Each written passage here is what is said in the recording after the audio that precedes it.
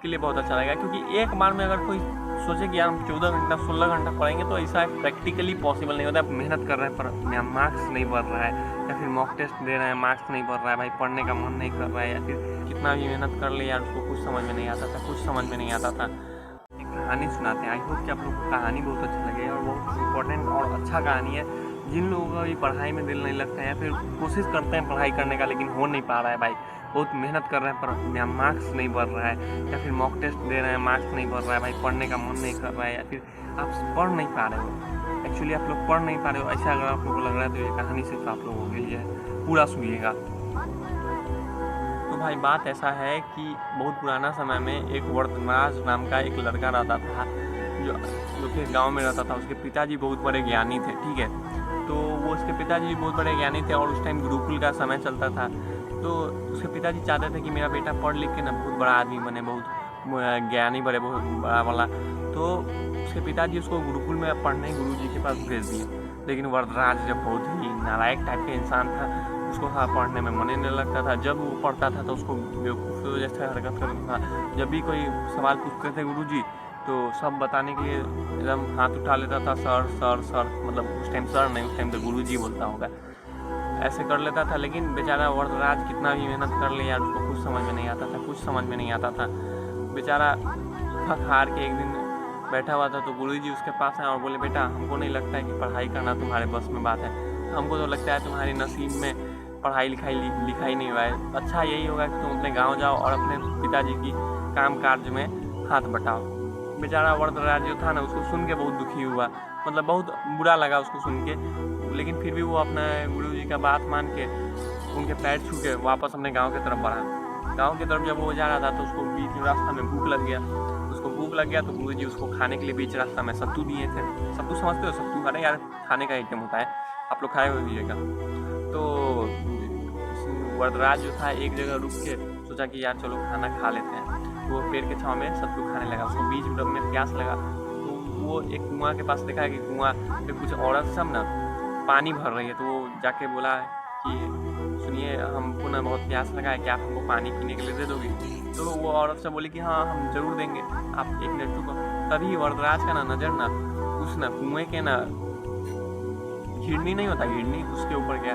वो बोला वाओ कितना अच्छा से आप लोग उसको घिसे हो कि मतलब कितना उसके ऊपर लाइन बन गया है। और फिर उसका नज़र गया उस कुआं के सरफेस पे, जहाँ पे ना आप गमला रखने के लिए ना बहुत अच्छा छेद टाइप का बना हुआ था। तो वो बोला कि ये आप लोग कितना अच्छा बनाए हो यार, आप कैसे बनाए हैं ये लोग?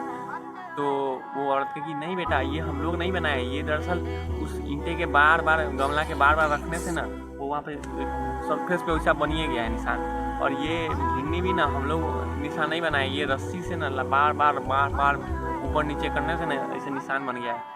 तो उस दिन वरदराज को समझ में आया कि यार सिर्फ एक मिट्टी जैसा छोटा चीज़ और रस्सी जैसा कोमल चीज़ जब एक पत्थर पे निशान पड़ सकता है तो हम भी पढ़ाई कर करके परिश्रम कर करके क्यों नहीं यार एग्ज़ाम को अच्छा से निकाल सकते हैं, हम भी क्यों नहीं ज्ञानी बन सकते हैं। ये बात सोच के वो बहुत ज़्यादा खुश हुआ। वो वहीं से अपने ये गुरुकुल लौट गया।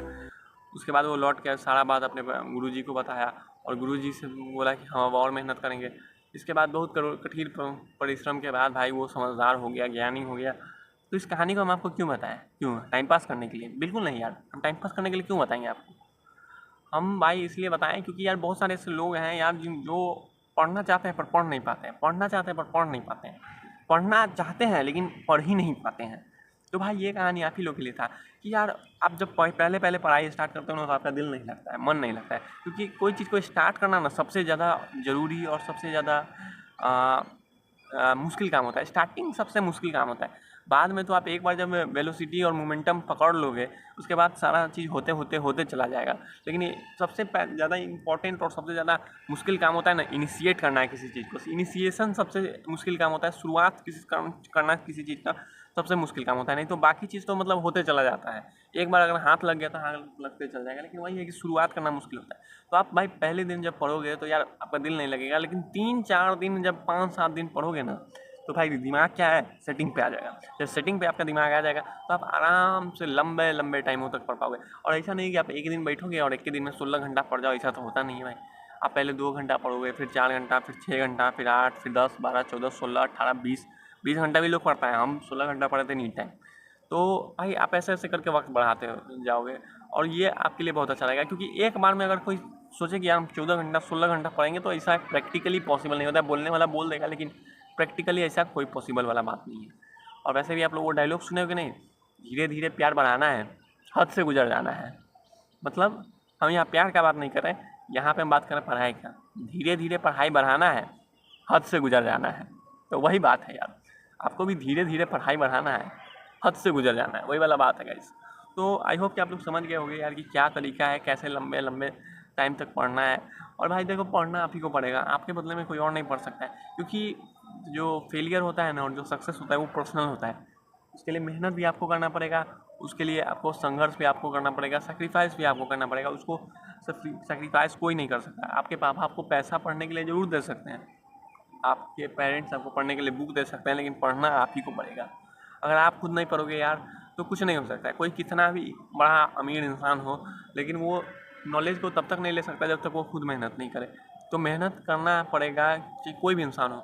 नॉलेज ही एक ऐसा चीज़ है यार जिसको कोई इंसान खरीद नहीं सकता है। उसको अडेप्ट करने के लिए इंसान को खुद मेहनत करना पड़ता है। नहीं तो भाई डॉक्टर का बेटा डॉक्टर हो जाता है, इंजीनियर का बेटा इंजीनियर हो जाता है क्या, और आर्मी वाले लोगों का बेटा आर्मी में चला जाता है। क्योंकि भाई अगर लोगों को यार खानदानी रूप से अगर नॉलेज मिलते रहता है तो भाई मतलब क्या ही बात था फिर, है कि नहीं। लेकिन नॉलेज एक ऐसा चीज़ है ना जो इंसान को जन्म लेने के बाद खुद मेहनत करके अडेप्ट करना होता है। अब वही बात है कि कुछ लोग करते हैं, कुछ लोग नहीं करते हैं। अब कुछ लोग जो नहीं करते हैं उनका भी ज़िंदगी चलता ही है, ऐसा नहीं कि बंद हो जाता है। कुछ लोग इतना अमीर है कि भाई अडेप्ट करने के नहीं, अगर पढ़ते लिखते नहीं भी हैं फिर भी उन लोग का ज़िंदगी अच्छा खासा चलता है, उनके पास अफराद पैसा है। तो ये तो एक अलग बात है। लेकिन कोई लोग ऐसे होते हैं मेरे जैसे जो मिडिल क्लास में होते हैं, तो वो लोग चाहते हैं कि यार हम थोड़ा सा यार पढ़ के थोड़ा सा ज़्यादा अच्छा पैसा कमाएं या फिर अपने ज़िंदगी को थोड़ा स्टेबल करें। तो एक अच्छा बात होता है। आई होप कि आप लोग समझ गए होंगे। और अगर चैनल पे नए होइएगा तो चैनल को सब्सक्राइब कर दीजिएगा, वीडियो को लाइक कर दीजिएगा। Thank you very much, good bye. फिर मिलते हैं, गुड डे।